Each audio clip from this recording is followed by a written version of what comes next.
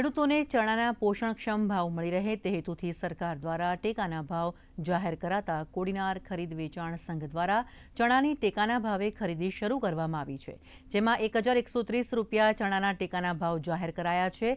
બજારમાં રૂપિયા 1060 સુધી પ્રતિમણ ચણાનો ભાવ ચાલી રહ્યો છે, જેની સામે સરકાર દ્વારા 70 રૂપિયા વધુ ચૂકવવામાં આવી રહ્યા છે।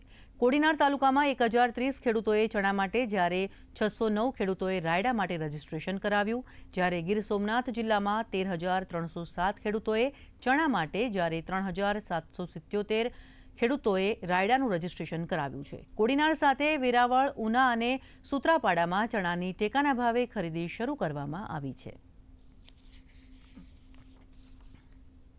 સરકાર દ્વારા કોડીનાર મુકામે ચણાની ખરીદી ચાલુ કરવામાં આવી છે। ખેડૂતોની ઘણા સમયથી માંગ હતી કે ભાઈ ચણાની ખરીદી ચાલુ થાય, કારણ કે માર્કેટમાં અત્યારે 1050 જેવો ભાવ છે, જ્યારે સરકારે ખરીદી 1130 રૂપિયા પ્રતિ 20 કિલોના ભાવથી ચાલુ કરી છે।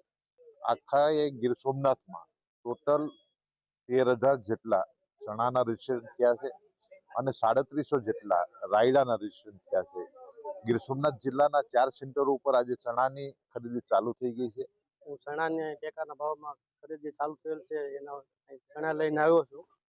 આમ યાર્ડમાં ભાવ છે 1050 સુધીનો છે। અહીંયા 1130 રૂપિયા જેવા ભાવ સરકારે નક્કી કરેલા છે।